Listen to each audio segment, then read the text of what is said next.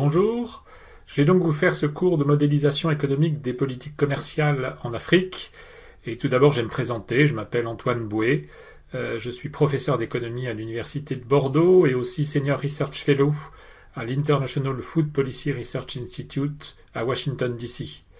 Donc dans cette petite vidéo, je vais vous expliquer l'objectif principal du cours, le contenu, comment ça marche, et puis l'agenda bien évidemment, et puis finalement l'approche générale. Alors commençons par l'objectif principal de ce cours en ligne. L'objectif principal, c'est une initiation à la modélisation économique des politiques commerciales en Afrique. Donc le sujet d'intérêt, c'est la modélisation économique. Et donc, qu'est-ce que c'est ? C'est une représentation mathématique basée sur la théorie économique d'un secteur, d'une économie, de l'économie mondiale. C'est une initiation. Donc, on suppose au départ que vous n'avez pas une expertise en modélisation économique, donc on prend tout depuis le début.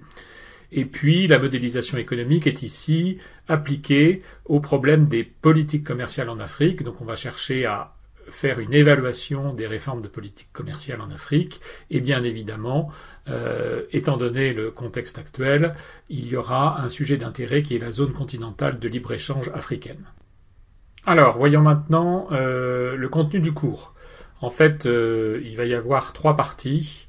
D'abord donc une initiation à GAMS, qui est un solveur mathématique. Donc c'est notre outil de modélisation. Donc c'est avec cet instrument qu'on va réaliser des programmes de l'analyse économique, mais uniquement donc sur le plan mathématique. Deuxième partie, donc on a une initiation aux modèles en équilibre partiel, donc des modèles qu'on va implémenter dans GAMS. Donc qu'est-ce que c'est qu'un modèle en équilibre partiel ? On étudie un secteur, 2 secteurs, 3 secteurs, mais en fait ce qu'on fait c'est que on oublie un certain nombre d'interdépendances entre les marchés, un certain nombre d'interactions. Donc par exemple, on va se consacrer sur la chaîne de valeur des oléagineux, et puis on va négliger ce qui se passe sur le marché du travail, c'est-à-dire l'effet d'une modification de l'équilibre dans la chaîne de valeur des oléagineux sur le marché du travail, et l'effet en retour sur le revenu des consommateurs, le coût des facteurs de production, etc. On va en fait dire que les marchés de facteurs sont en équilibre, le revenu des consommateurs est constant. On se concentre donc sur le secteur des oléagineux, la chaîne de valeur, et on néglige donc ces interdépendances.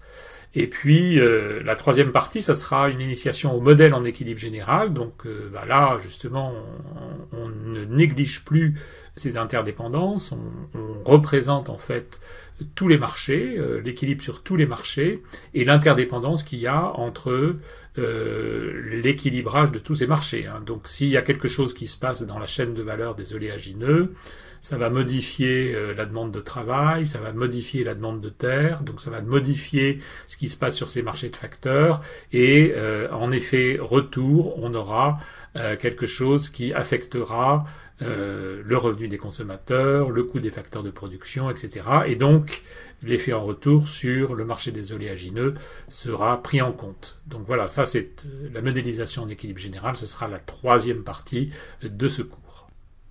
Alors, comment est-ce que ça va fonctionner ? Comment ça marche ? En fait, ce cours est composé de 2 curricula, donc 2 parties bien distinctes. Une première qui s'appelle « Introduction à la modélisation économique », et puis une seconde auquel vous aurez accès si vous avez réussi cette première partie, qui s'appelle « Modélisation économique, approfondissement ». Et bien évidemment, les titres sont suffisamment explicites pour que vous compreniez de quoi il s'agit.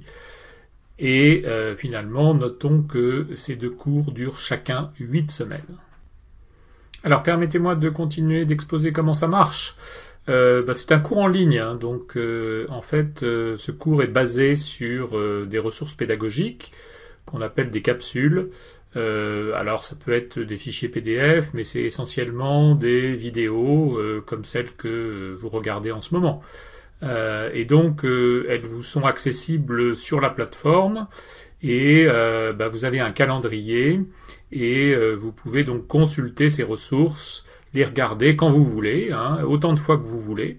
Donc c'est ça qui est intéressant, ça vous donne une grande liberté, ça vous permet de revoir par vous-même les points que vous n'avez pas compris. Donc vous êtes plus actif dans l'enseignement, donc c'est ça qui est intéressant.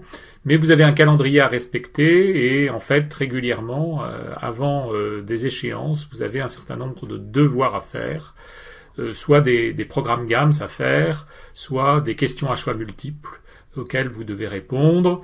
Et ce qu'il y a d'important, c'est qu'il faut à tout prix que vous respectiez les échéances. Donc vous vous souvenez que lorsque vous avez candidaté à ce cours, on vous a demandé d'écrire un projet de recherche court sur un sujet spécifique intéressant l'Afrique et bien évidemment les problèmes de politique commerciale sur le continent. En fait, donc, à la fin de ce cours, à la fin de ces 2 curricula, vous serez invité à conduire ce projet de recherche, donc avec tout le matériel et l'enseignement que vous aurez suivi. Et puis, en fait, vous serez incité aussi à soumettre un abstract de ce projet de recherche à des conférences économiques comme la conférence GTAP, le Bold Trade Analysis Project, ou la conférence de l'AERC, l'African Economic Research Consortium, pour pouvoir en fait présenter à ces conférences devant des économistes chevronnés votre projet de recherche et afin que en fait cette présentation et le retour de ces économistes vous améliorent votre projet de recherche.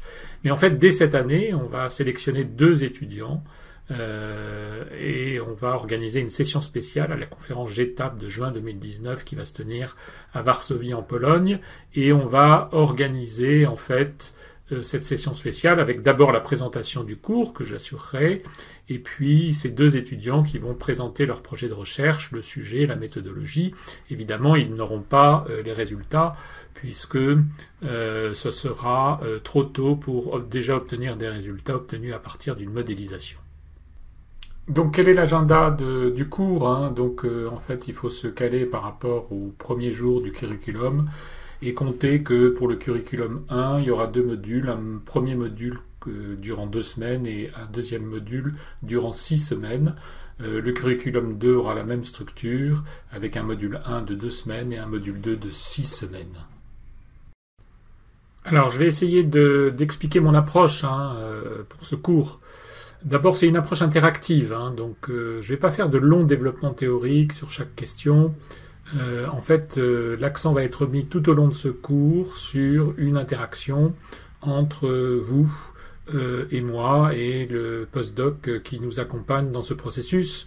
Le but, c'est que vous vous mettiez derrière des ordinateurs à programmer, à faire de l'analyse économique et à interagir avec nous pour améliorer votre compréhension des modèles, améliorer votre compréhension de l'analyse économique et donc des réformes de politique commerciale en Afrique.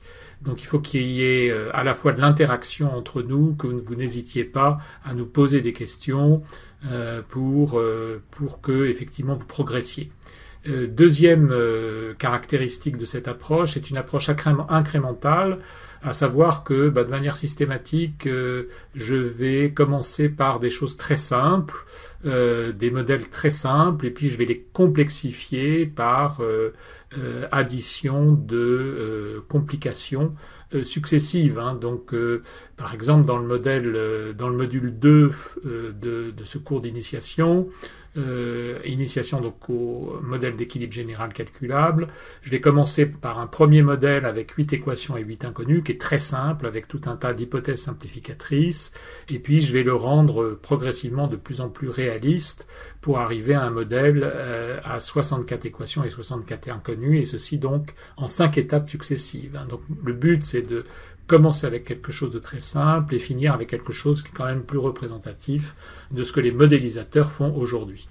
Troisième caractéristique de mon approche, c'est la qualité des données. C'est un sujet sur lequel je suis très sensible. Je trouve que la qualité des données, c'est primordial pour faire de la bonne analyse économique. Donc c'est quelque chose sur lequel je reviendrai régulièrement.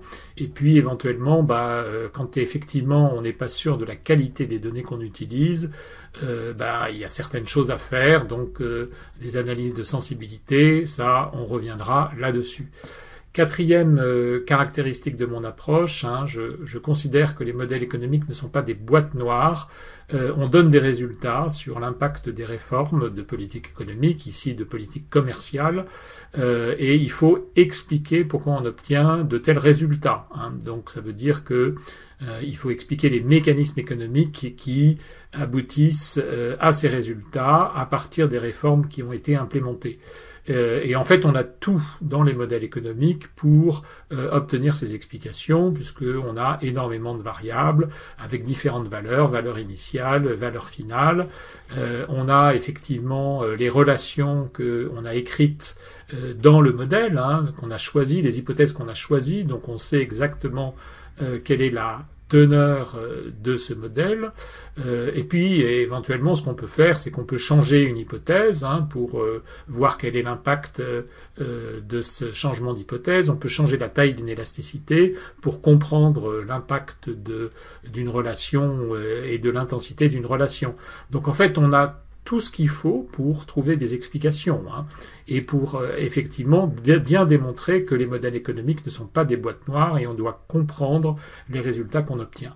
Et puis finalement, la dernière caractéristique de l'approche de ce cours, c'est un design des capsules qui est, comme vous l'avez remarqué, hein, minimaliste. En fait, je suis les recommandations des spécialistes de pédagogie.